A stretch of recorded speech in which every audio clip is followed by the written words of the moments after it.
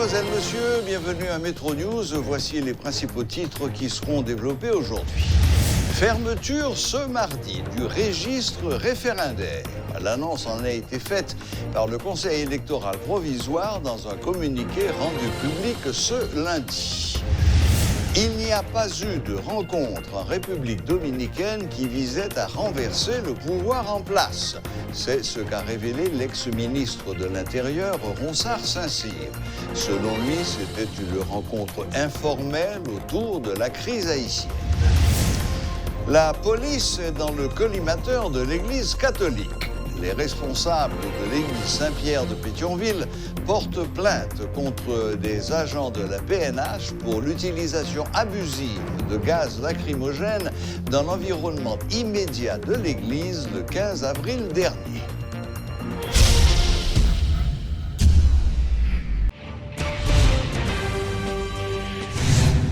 Le registre référendaire sera fermé ce mardi à minuit selon un communiqué du Conseil électoral provisoire. Le CEP a fait cette annonce dans un contexte où l'organisation du référendum constitutionnel fait encore débat dans la société et les prises de position se multiplient.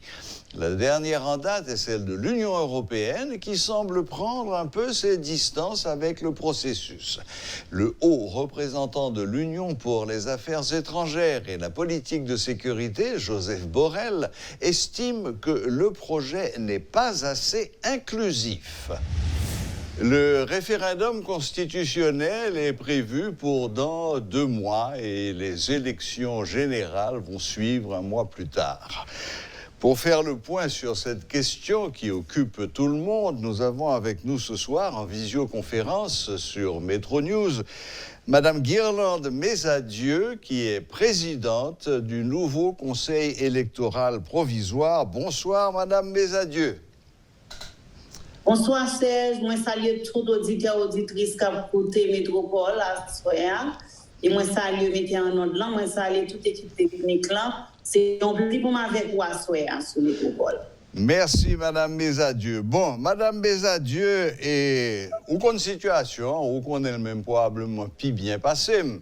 Et tout le monde, pratiquement tout le monde, considérait que création CEP provisoire sous décision personnelle du président de la République là, et que décision ça n'a pas tenu aucun compte de prescrit constitutionnel. Presque tout le monde déclarait que CEP ça est illégitime, illégal, il y a même des gens qui disent que c'est anticonstitutionnel.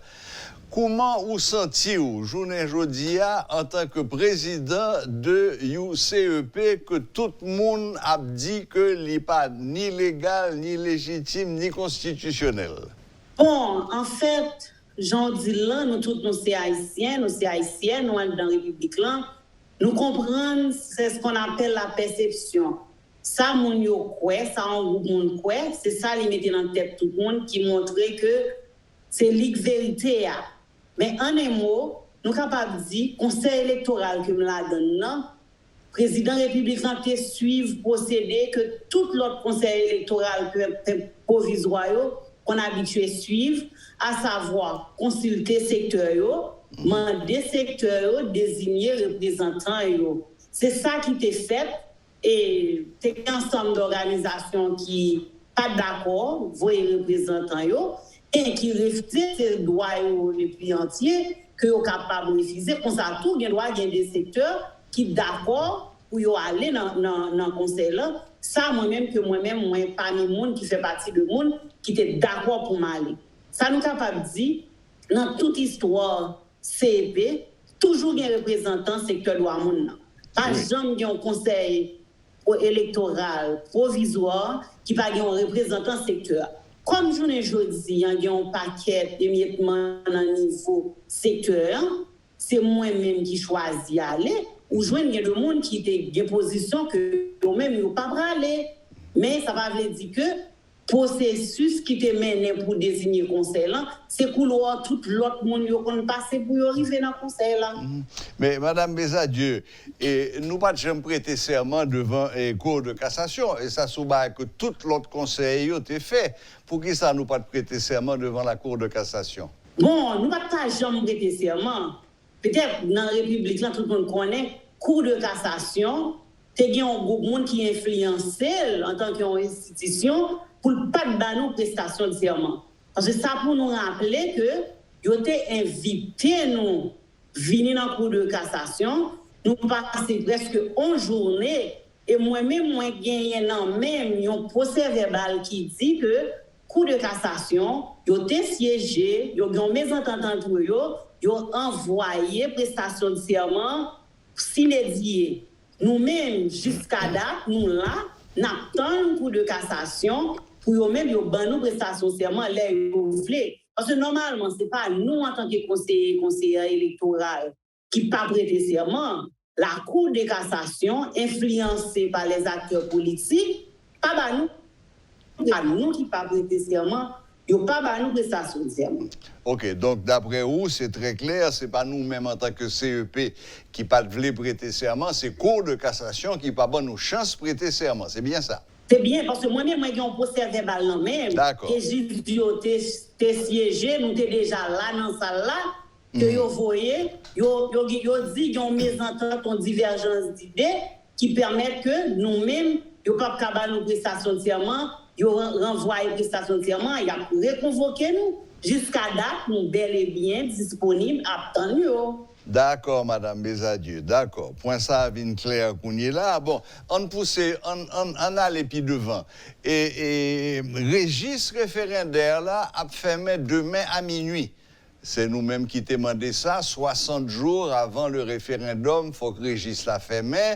Nous t'ai parlé avec M. Mathias Pierre, qui t'a dit nous d'à peu près qui j'enregistre là, et qu'on est là, il y a environ 4 500 000 personnes qui inscrits, mais ce n'est pas tout qui gagne 4. Donc, qui ça va passer là? Le registre la ferme. Non, tout le monde qui inscrit ou qui gagne casio, il a voyé au bail CEP et c'est le ça CEP a commencé à faire travail de vérification. C'est comme ça bail l'a fait. Non, c'est pas comme ça. Depuis nous entrés ici là, conseil électoral là, nous décidons un protocole avec le ministère de la Justice et ONI côté simultanément non chaque monde qui est enregistré yo vient joindre nous par rapport avec serveur que nous-mêmes nous gagnons dans CEP. À chaque fois il y a un update qui fait sur ce système là, nous gagnons chiffre ça qui est disponible pour nous. Kounya là pour que CEP lui-même on lui-même lui enregistrer citoyen citoyenne, nous-mêmes dans niveau CEP nous pral enregistrer électeur. Pour nous enregistrer électeur yo ça a un rapport avec le travail qu'on fait actuellement là, qui va prendre fin d'ici demain, qui c'est évaluation centre des votes. C'est par rapport à l'évaluation centre des votes que la direction registre électorale va répartir électeurs. Qu'on y a là, pour nous faire répartition ça, nous pas qu'à un moment de faire répartition ça, et puis dans le même moment tout, donner ou à rentrer. C'est pour ça que, dans le premier temps, nous fermons le registre là, qui pour permettre que nous-mêmes nous travaillons pour nous mettre liste électorale disponible. Très bien. Ça va dire que un monde qui est enregistré après demain ou bien dans la semaine qui vient, pas n'enregistre pas nous, non, la n'enregistre pas nous, mais pour nous travailler nous-mêmes sous registre pour nous mettre liste électorale disponible, il faut qu'il ferme. C'est pour ça que nous fait fermeture là. Ok, bon, ça, j'ai bien compris. Maintenant, Madame Bézadieu, est-ce que nous avons loué tout local que nous avons besoin pour faire référendum là, santé connerie, les beds, les becs, est-ce que dans le domaine ça nous paraît ou bien nous avons cherché caille toujours? Bon, en pratique, nous avons très avancé. Parce que là, nous venons dans le conseil, là, nous avons des dettes pour propriétaires caillou qui était environ 5 ans, 6 ans, 7 ans, et le propriétaire caillou qui n'a pas jamais touché. Pendant nous venons là, nous déjà commencé à payer dettes ça et nous sommes capables de tout profiter dans les micro à monde qui peut jouer chèque yo capable passer côté CFPB en vini qui pour faciliter que yo jouer chèque yo que nous-mêmes nous fin payer yo qu'on y a l'aide fin payer yo n'a rentrer dans faire réparation pour espace qui peut disponible yo il y a un processus qui en cours pour nous capable louer nouveau mais pour l'instant nous capable dire que toute caille que nous te là dans yo propriétaire depuis au touché yo pas aucun problème pour yo relouer. Et c'est même bagaille pour site entreposage base côté nous pral faire dépôt yo que nous déjà évaluer tout et qu'on y a là n'a juste fait de réparation légère qui vous permettre que d'ici 15 mai nous prêts pour nous commencer à recevoir première cargaison matérielle qui pourra lier avec le référendum 27 juin. OK, et madame et mes adieux, par rapport à chiffres que monsieur Mathias Pierre Tebanou sur le nombre de monde qui est enregistré, ou même sur liste électorale, nous avons combien de monde qui est enregistré à date, puisqu'on dit que c'est au fur et à mesure que nous t'es enregistré. Nous arrivons à combien qu'on est là? Bon, normalement, nous avons approximativement le même chiffre avec. Peut-être, comme je dis, moi, par un update, là, je ne sais pas clair qui quantité dernier chiffre, mais nous sommes dans 4,5. Je pense que c'est presque approximativement le même chiffre. Même chiffre d'environ 4 500 000 personnes. À peu près. Justement. Mais là, c'est la différence que même Jean-Ministre Pierre capable de dire que il y a des gens qui pourront gagner 4 là dans mais c'est ça. Ça veut dire même gens liés sous système monien, c'est même gens liés dans le système panouan tout. Très bien. Très bien. Bon, et Madame Pierre, on va parler nous de loyer qui est en retard depuis 3 ans, 4 ans, 5 ans. On va parler de travaux qui pourraient le faire dans Caillou. Et qui budget nous connaissons là? Qui monte en budget? Bon, en fait, pour réaliser le référendum avec élection, nous avons un budget qui tournait environ 125 millions par rapport avec ensemble de dettes que nous gagnons. Et puis, depuis lors que l'élection a fait dans le pays, nous avons toujours joint appui logistique ministère qui était avec nous pour aider nous transporter matériel des départements à l'autre. Et aujourd'hui, c'est nous-mêmes, c'est l'État haïtien qui lui-même comme seul fournisseur qui a bien pour payer tout matériel ça. Comme je dis. Ça veut dire budget ça lui-même, lui remanier de temps en temps, côté nous retirer budget pour référendum là, qui est environ 20 millions, mais qui gagne tout matériel et dette là-dedans. Là, nous disons 20 000, 40 millions, oui, environ 40 millions, excusez-moi. 40 millions, ça, c'est que dès qu'il y a là-dedans, et puis il y a un ensemble d'activités qui pourraient mener dans l'élection qui la donne. Parce que le référendum, c'est un passage lié pour permettre que nous arrivions dans l'élection. Oui. Toute activité que nous avons faite aujourd'hui, est tout considéré comme activité pour l'élection. Avec seulement une décantation par rapport à juste scrutin qui pourra lier avec le référendum. Très bien, très bien. Et bon, et Madame Guirlande, mes adieux. Est-ce que, au point de vue personnel, nous sommes engagés et commencé à former et tout le monde a bien besoin pour le référendum ça? Oui, bon, en fait, c'est que nous déjà mettons bureau électoral, bureau départemental, bureau communal référendaire, nous avons déjà pris formation. D'ailleurs, il y a pas mis gens qui sont terrain là et de nous évaluer centre de vote. Mais nous commençons à lister tout personnel vacateur qui prend prendre formation dans la semaine qui vient, gens qui prennent comme grand formateur, comme gens qui prennent comme membre BV et agent pour sécurité électorale. Tout le monde ça c'est le monde que nous commençons à recruter qui prend formation qui prend utile dans le moment référendum et même pour l'élection. C'est ça. Donc, et là, nous avons 2 mois pour finir avec le processus ça. Oui, bon, en fait, nous finissons faire gros morceau. Gros morceau dans l'élection, c'est évaluation centre de vote. D'accord. Par rapport avec menace qui gagne, tu as une inquiétude, est-ce que le maître local a été disponible, mais nous vraiment avancé. Très bien. Eh bien, Madame Desadieux, nous pourrons finir avec une dernière question. D'après sentiment par, Jean où bagaille a évolué, Jean où ambiance générale là dans le pays, est-ce que dans fond cœur ou certaines que référendum ça a bien passé et est-ce que y a une élection dans le pays en 2021? Bon, non faut que moi pas dire il a bien passé ou pas bien passé. Mais ça c'est certain nous-mêmes qui vivons dans le conseil électoral là, nous engager nous pour nous respecter ça qui dans mandat pas nous-mêmes nous gagnons pour nous mettre tout dispositif à point qui vous permettre que 27 juin que nous prêts toute l'autre bagaille qu'il y a de sécurité, qu'il y a accord, qu'il y a entente, c'est affaire gouvernement lié et le gouvernement lui-même il doit mettre le pied à la terre pour lui connaître que lui-même, c'est lui-même qui doit mettre sécurité, mettre tout bagage en point pour permettre que le référendum soit bien passé. Mais nous-mêmes, tout ça qui dépend de nous, tout ça qui est dans prérogative CEP, nous mettons à jouer, nous mettons en point pour les jours arrivés.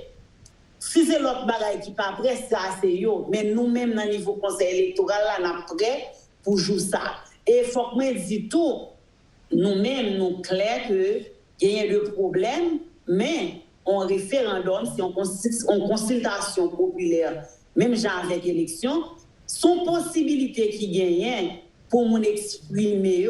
Parce que nous-mêmes dans le pays, nous faisons choix de démocratie. Là, nous faisons choix de démocratie, ou même on cas d'accord, oui, moi-même, moi cas d'accord, non. Et c'est un bon moment pour exprimer. Si la majorité de gens n'est pas d'accord, pour qui ça ne pas l'exprimer? Ce n'est pas violence pour le faire, ce n'est pas le bagage, c'est engager à l'exprimer librement pour voter non. Si vous croyez que le référendum c'est un bon bagage, ils exprimer librement, oui, que pour le changement de constitution, pour nous-mêmes, dans le niveau conseil, là, nous pas pour nous dire ni la bien passé, ni pas bien passé, mais tout ça qui est dans des voies, nous, qui est dans prérogative, nous mettons à point. Eh bien, merci beaucoup, Madame la Présidente, Madame Guirland, mes adieux, Présidente du nouveau Conseil électoral provisoire. Merci de ce que vous mettez nous à disposition, nous, pour interviewer ça et pour clarifier un certain nombre de questions que tout le monde a posé tête. Merci de ce que vous êtes disponible pour nous et bonne fin de journée. D'accord, merci beaucoup. Voilà, c'était Madame Guirland de Mes Adieux, militante des droits humains et présidente du nouveau Conseil électoral provisoire qui faisait le point sur la situation actuelle de ce processus référendaire. Plusieurs acteurs politiques, sociaux et économiques haïtiens s'étaient retrouvés récemment en République dominicaine, confirme l'ex-ministre de l'Intérieur Léon Ronsard-Saint-Cyr. Toutefois, l'ex-ministre nie qu'il s'agissait d'une rencontre autour de la crise haïtienne. C'était une rencontre fortuite, assure M. Saint-Cyr, arguant que de nombreux Haïtiens fréquentent l'hôtel Embajador. Il confirme également la présence de l'ex-président Martelly, mais jure qu'il n'y a pas eu de rencontre visant le renversement du gouvernement. Il n'y a rien de tout cela. Comment t'as voulu que moi-même, avec le président Martelly, qui travaille pour un pouvoir, qui mettait un pouvoir en place, pas vrai? Oui, parce que c'est nous-mêmes qui pouvons faire réunion contre le pouvoir. Ce qui signifie d'ailleurs, ni moi, ni Michel Martelly, nous n'avons pas ça sans nous, nous n'avons rien contre aucun membre de l'opposition que nous parlons régulièrement. Qu'on est là pour nous tellement égarés, pour ne pas gagner en opposition, pour nous avoir pouvoir pas nous. Donc ça n'a aucun sens. Et puis tous c'était des amis qui croisaient leur lobby, leur restaurant ouvert, leur hôtel, et qui parlent sortir ensemble, qui parlent dans l'autre commune dominicaine. Même on a l'explication. C'est peut-être hôtel ça très connu, les très fréquentés par Haïtiens. Parce que Haïtiens, moi, dans l'hôtel, ça, beaucoup de gens, moi, dans quel côté en Haïti. Mon politicien, homme d'affaires, monde qui peut investir l'autre bois, tout, monde qui a un contact avec des généraux, dominicains, Capchita, qui a discuté, toute catégorie me saisit. Et puis, nous, on l'autre. Et puis, on se parle. Mais c'est après, on était en réunion. Côté qu'on fait réunion, côté ouvert, l'on lobby ou bien l'on salle. D'ailleurs, il y a des gens qui ont dicté la réunion. C'est eux qui disent, on dirait que les gens qui disent, ouais, Edgar Leblanc dans l'hôtel là. Ils disent, ouais, un tel dans l'hôtel là. Comme si on a des gens qui disent, ouais, mais pas vraiment. Je pense que c'est un monde qui ouais nous, ensemble, et puis les mettez en bagarre dans la tête. Ça le fait, s'il ne connaît pas la relation, le cas normal, il n'est pas méchant, non? Mais il a mal interprété. Si vous avez ça, on est Haïti vraiment un problème. L'église Saint-Pierre de Pétionville porte plainte contre des agents de police et exige une enquête. Dans une correspondance adressée aux responsables du commissariat de la commune, le père Guerlain Chancy a déploré l'utilisation abusive de gaz lacrymogène dans l'environnement immédiat de l'église alors que se déroulait à l'intérieur une messe pour réclamer la libération des personnes kidnappées le 15 avril dernier, principalement des religieux. Les policiers en service ce jour-là ont failli à leur mission en mettant en danger la vie de ceux qui prenaient part à cette cérémonie, écrit le curé de l'église Saint-Pierre. L'élaboration de la nouvelle constitution est un bouclier de la dictature, de l'avis du secrétaire exécutif de la plateforme haïtienne de plaidoyer pour un développement alternatif, Camille Chalmers.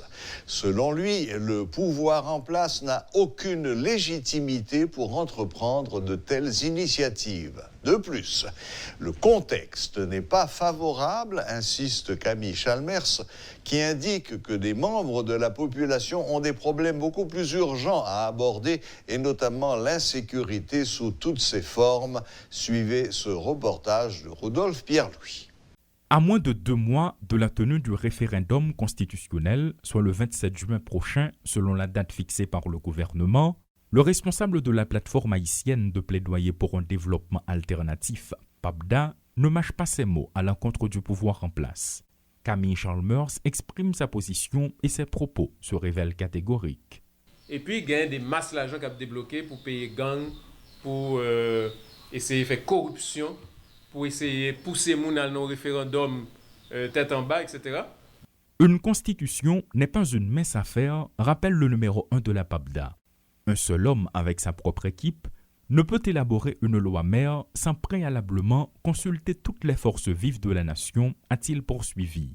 Toutefois, le non-respect de ces étapes basiques devant conduire vers une éventuelle modification de la Constitution attire l'attention de plus d'un et ne laisse pas non plus le coordonnateur de la PAPDA dans l'indifférence. Donc, je dis en priorité, c'est justement installation dictature et imposer une constitution qui c'est un bouclier de la dictature. C'est ça lié. Constitution qui a imposé, c'est bouclier régime dictatorial. Le référendum constitutionnel et l'organisation des élections, des projets présidentiels qui arrivent à un moment où des membres de la population luttent pour survivre, a fait remarquer Camille Chalmers. Il en a profité pour rappeler aux membres de l'actuelle administration que l'urgence de l'heure est faite des cas de kidnapping, de vol, de viol, bref, de l'insécurité généralisée qui décime la population haïtienne à petit feu. Le constat est alarmant. Bon, on n'a pas assisté à un effondrement économique. C'est donc effondrement que nous vivons là, pas seulement politique et institutionnel, mais l'économique tout. Côté que nous gagnons une situation très grave sous le plan humanitaire. Côté où nous gagnons, je dis, pendant le gouvernement Jovenel Moïse, quand c'est les gens qui gagnent, multiplié par 2. Et je dis, on gagne 4,4 millions de monde que considérés en situation d'urgence humanitaire.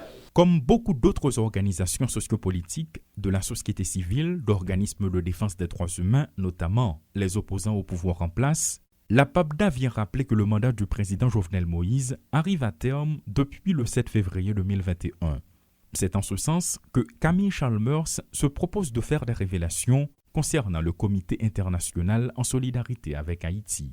Toute organisation et tout réseau qui respecte l'État connaît que voit Jovenel Moïse pas représenter le peuple haïtien. Et dans ce sens, il y a un comité international qui continue le travail, le comité international de solidarité avec Haïti, qui continue le travail et qui pourra très bientôt annoncer un agenda de lutte et un agenda d'action pour capable aider le peuple haïtien débarrasser de la dictature Jovenel Moïse et freiner l'agenda à la mort qui est annoncé là avec soi-disant référendum constitutionnel et élection avant fin année. Alors que l'exécutif fonce tout droit dans ses projets, de plus en plus de voix s'élèvent pour dénoncer leur caractère illégal et inconstitutionnel.